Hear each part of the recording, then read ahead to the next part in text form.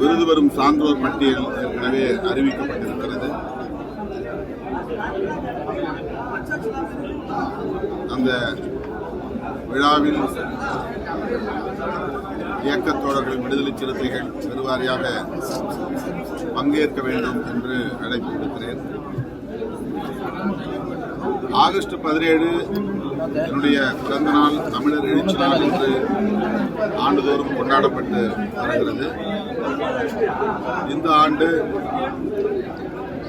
மே 17 நடைபெறுவதாக அறிவிக்கப்பட்ட தமிழ் தேசிய எழுச்சி மாநாடு ஆகஸ்ட் 17 அன்று நடைபெற உள்ளது. எந்த இடத்தில் நடத்துவது என்பது குறித்து இன்னும் முடிவு செய்யவில்லை. கட்சியின் உயர்நிலைக் குழு கூட்டத்தை கூட்டி முடிவு செய்ய இருக்கிறோம். மாநாட்டையொட்டி தமிழ்நாடு முழுவதும் மண்டல வாரியாக நான் முன்னணி பொறுப்பாளர்களை சந்திக்க இருக்கிறேன். மண்டல செயற்குழு மண்டல வாரியாக ஒருங்கிணைக்கப்பட உள்ளது. ஜூலை 10 தேதியிலிருந்து ஜூலை 20 தேதிக்குள்ளாக இந்த மண்டல செயற்குழு கூட்டங்களை நடத்த திட்டமிட்டிருக்கிறோம். விடுதலை சிறுத்தைகள் கட்சி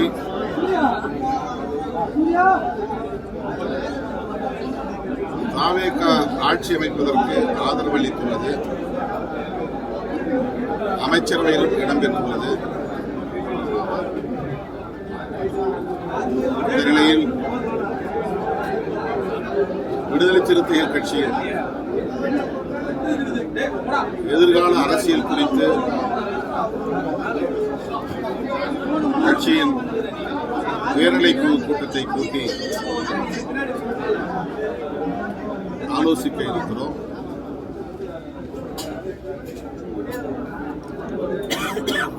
விடுதலை சிறுத்தைகள் கட்சி மதசார்பின்மையை பாதுகாப்பதில் உறுதியாக இருக்கிறது. தமிழ்நாட்டை பொறுத்தவரையில் மதவாத சக்திகளுக்கு இடமில்லை என்பதை மீண்டும் நடந்து முடிந்த தேர்தல் மூலம் தமிழ்நாட்டு மக்கள் உறுதிப்படுத்தி இருக்கிறார்கள் என்றாலும் கூட வெவ்வேறு அடையாளங்களோடு தமிழ்நாட்டில் மதவாத சக்திகள் காலூட்டுவதற்கு முயற்சிக்கிறார்கள். குறிப்பாக திரு அண்ணாமலை அவர்கள் பாஜகவில் இருந்து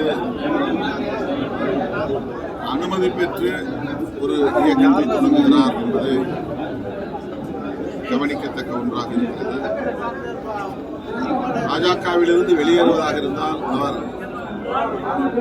செய்தியாளர்களுக்கு அறிவிப்பு செய்தாலே போதுமானது. ஆனால் ஒரு அரசு அதிகாரி பதவி விலகும் போது என்ன நடைமுறையை கையாளுவாரோ அப்படி பாஜக தலைமைக்கு பதவி விலகல் கடிதம் கொடுத்து அவருடைய அனுமதியை பெற்று அதன் பிறகு அவர் புதிய இயக்கத்தை தொடங்க இருக்கிறார் என்பது கவனிக்க வேண்டிய ஒன்றாக இருக்கிறது. பாஜக எந்த வடிவத்தில் இருந்தாலும் தமிழ்நாட்டு மக்கள் அனுமதிக்க மாட்டார்கள். மதவாத அரசியல் எந்த அவதாரத்தை எடுத்தாலும் தமிழ்நாட்டு மக்கள் அடையாளம் கண்டு கொள்வார்கள். ஆகவே விடுதலை சிறுத்தைகள் கட்சி இந்த அடிப்படையில் தனது எதிர்கால அரசியல் செயல் திட்டங்களை வகுக்கும் என்பதை தெரிவித்துள்ளார்.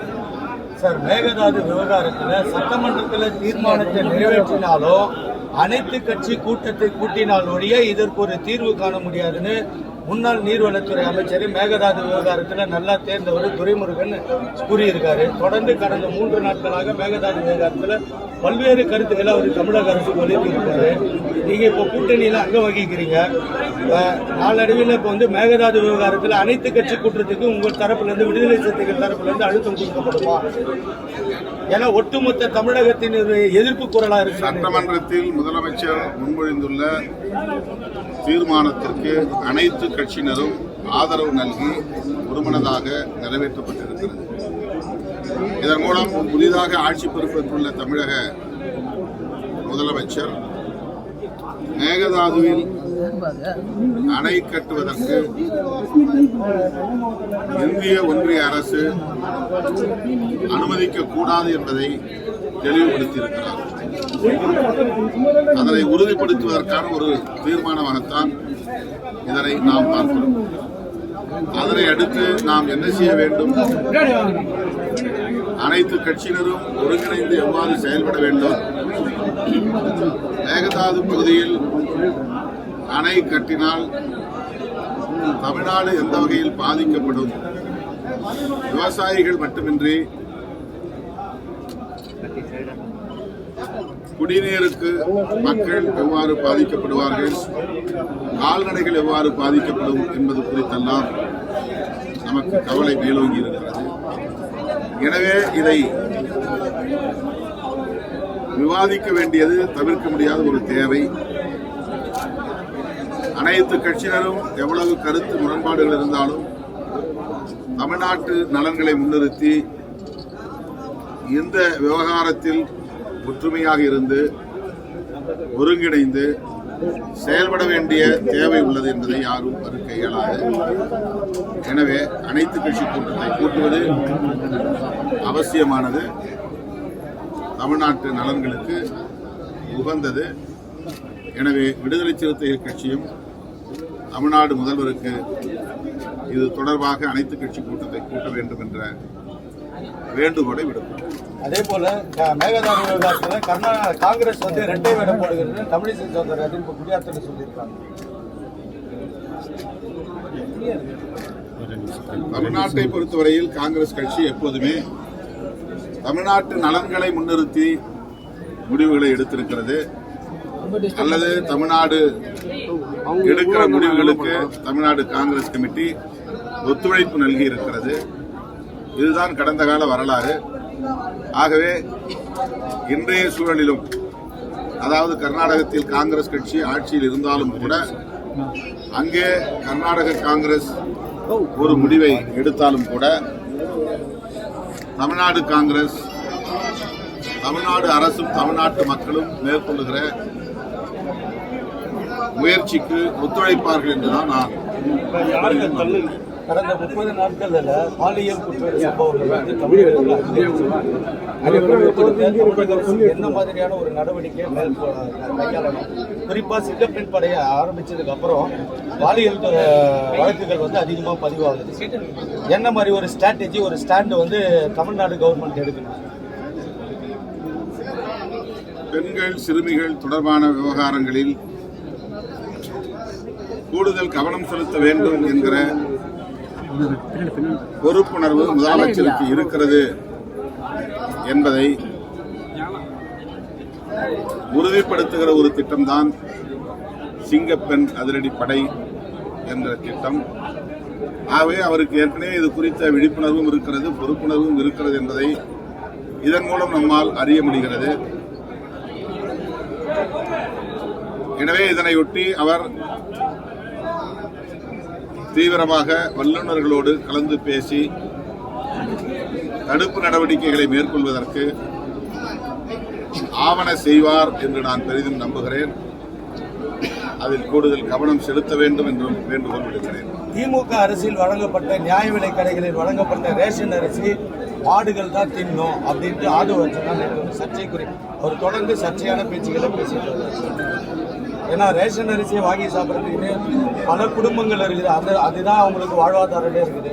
அப்படி இருக்கிற பட்சத்தில் திமுக அரசில் வழங்கப்பட்ட நியாய விலை கடைகளுடைய ரேஷன் அரிசியை மாடுகள் தான் சாப்பிடும் அப்படின்னு சொன்னாங்க. மாடுகள் தான் சாப்பிடணும்னு இந்த ஒரு வரியோடு அவர் சொல்றாரு.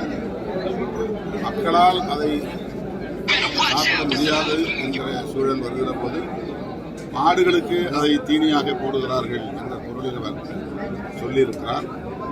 நல்ல அரிசி வழங்கப்பட வேண்டும் என்பது பொதுமக்களுடைய எதிர்பார்ப்பு.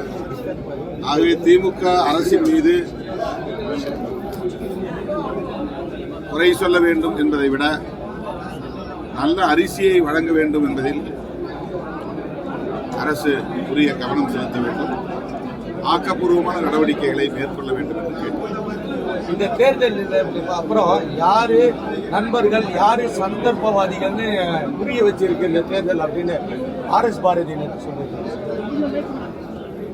ஒவ்வொரு தேர்தலையும் நம்ம சொல்றதுதான்.